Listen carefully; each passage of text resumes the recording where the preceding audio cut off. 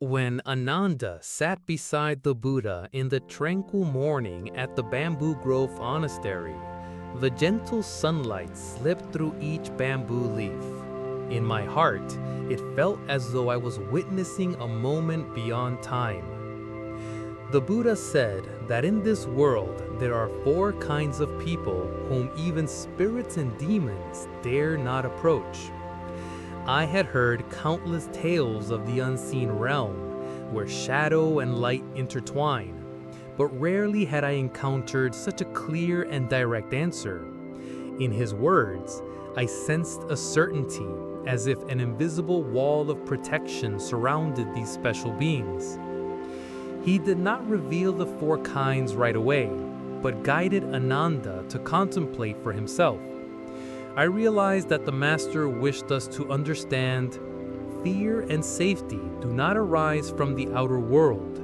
They are born from the strength within. That is why these people, even when walking through deep forests where many say spirits dwell, can move with serenity, untouched by unrest.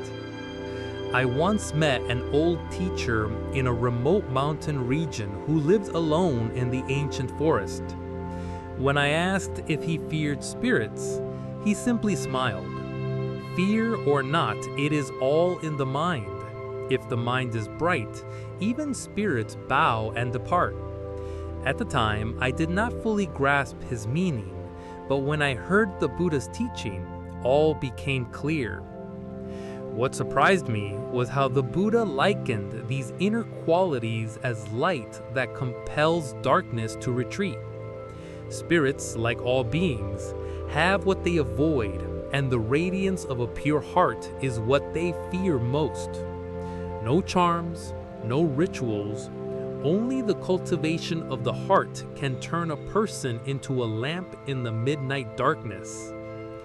Hearing this, I felt a deep stirring within, a resolve to discover and nurture those very qualities, not only to safeguard myself, but to become a beacon of peace for others.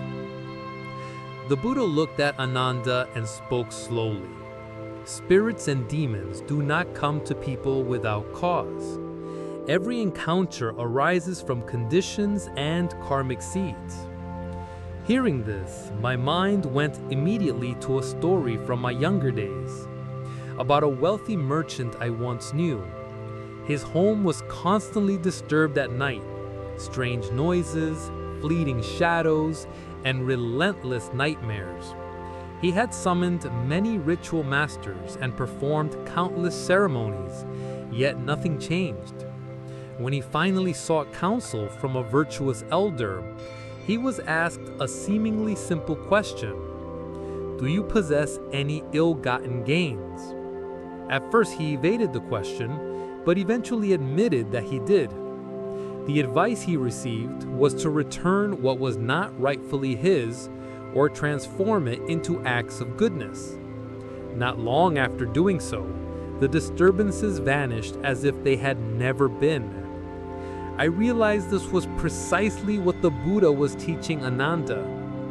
Often, it is our own unwholesome actions, the gains intertwined with the suffering of others, that open the door for darkness to enter. No miracle is needed to drive it away, only the closing of that door through honesty and righteousness. And it is not only ill-gotten wealth that attracts such forces. Harmful habits, lingering resentment, or even unwholesome karmic bonds from past lives can serve as silent invitations. Once we understand this law, we see that true protection begins with self-reflection. I often advise those who live in fear, do not focus solely on chasing away what is outside. First, cleanse the house within. A pure heart is like a clean room with no shadowed corners for dust or unseen creatures to hide. When the heart is free of darkness, no matter how thick the night outside, it cannot touch you. When Ananda asked, "What power makes spirits and demons retreat?" The Buddha smiled gently and spoke of light, not the physical light of lamps or the sun, but the radiance that shines from within. I had often heard people call it an aura or field of virtue, but the way he described it made me see it clearly. It is the energy of moral integrity, the glow of a pure heart.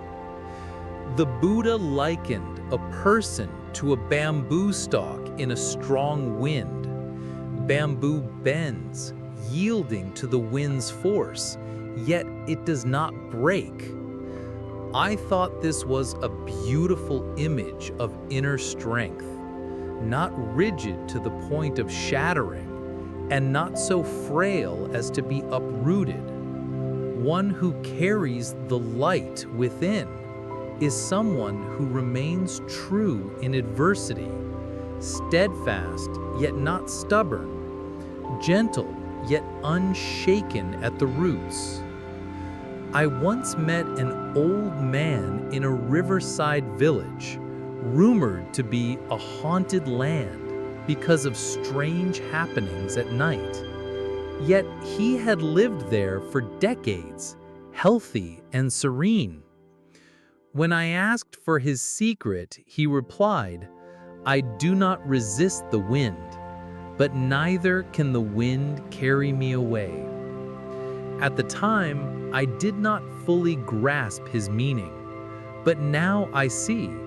He had lived exactly like the bamboo in the Buddhist teaching. Spirits, like all beings, avoid what they cannot cling to. When our hearts shine with sincerity, compassion, and steadfastness, there is no foothold for them to grasp.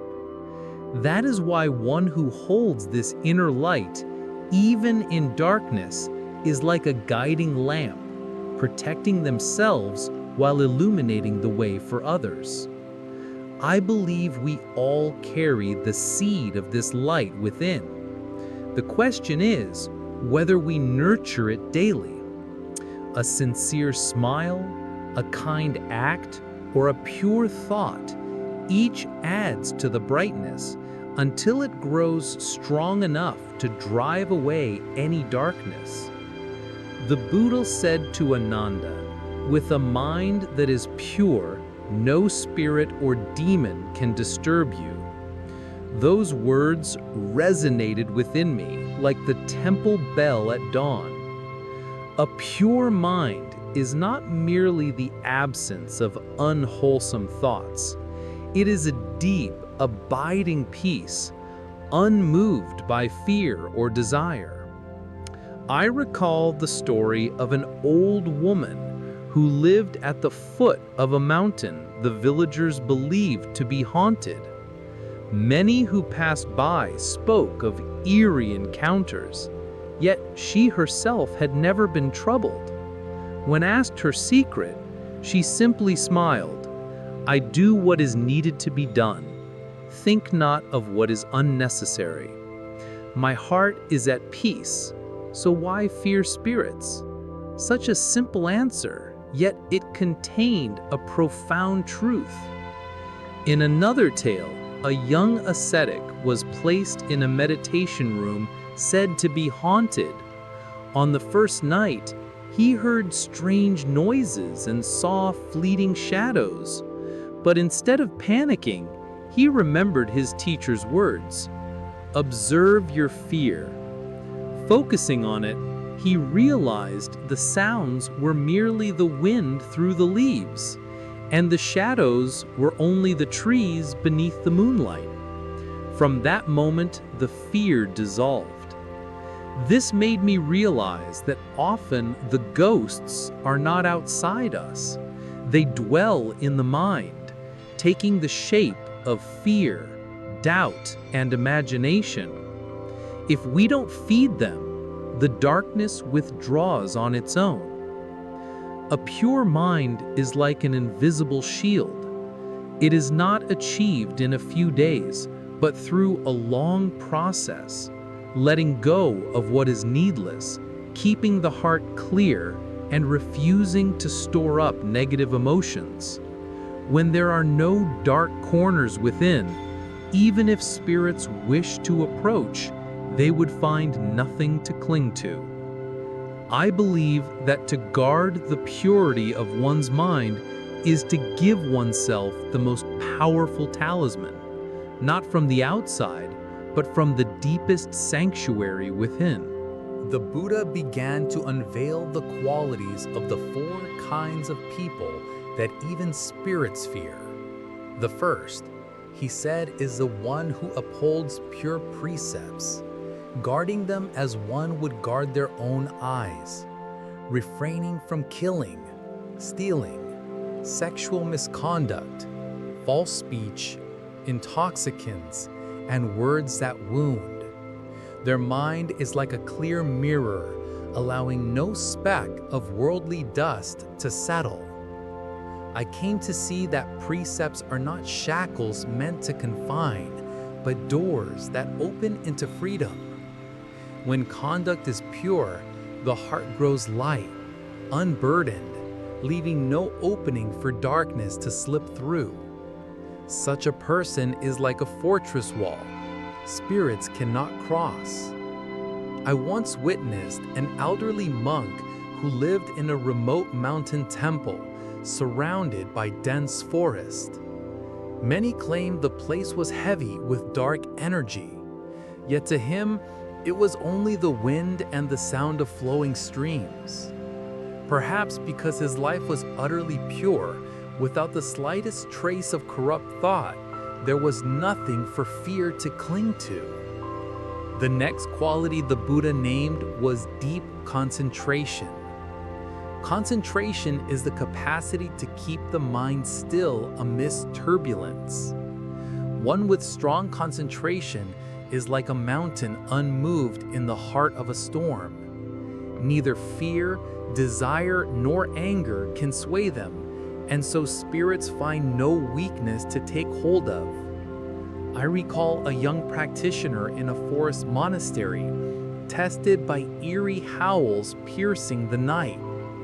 At first, his heart pounded wildly, but he closed his eyes, followed his breath, and let the sounds pass like drifting clouds. By dawn, he stepped out smiling, realizing it was not the cries that unsettled him, but his own restless mind. Pure precepts and deep concentration, one a shield, the other a sword, together form a strength that makes even spirits keep their distance. Those who possess both can walk through the wilderness as if bathed in the clear light of day. The Buddha spoke of the second and fourth qualities among the 4 kinds of people whom spirits avoid: true compassion and the release of resentment. One with true compassion does not distinguish between rich or poor, rank or age. Seeing the suffering of any being, they give rise to a heart of mercy, seeking to help without expectation of return. Such a heart is like a warm flame on a winter night, dispelling cold and darkness. For wandering souls, genuine compassion soothes their unrest, leaving them no reason to trouble the living. I once heard of a young nun who, when passing a graveyard, would chant the Buddha's name and send blessings of peace to all who dwelt there.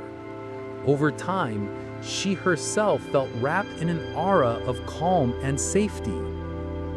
The final quality is the letting go of all hatred, refusing to nurture the energy of vengeance. Resentment is like fuel that draws spirits near, for they are drawn to places where negative energy lingers. When anger is released, the heart grows light and there is no scent for darkness to follow. I recall an old man who lost all his wealth through deceit, yet instead of clinging to bitterness, he spent his days planting trees and teaching poor children. If I cling to anger, I am only feeding a demon within myself. When compassion and the release of resentment come together, a person becomes a dwelling place for light. That light not only protects them, but radiates outward, touching all around. And as the Buddha taught, when the heart is filled with goodness, the shadows naturally fall away.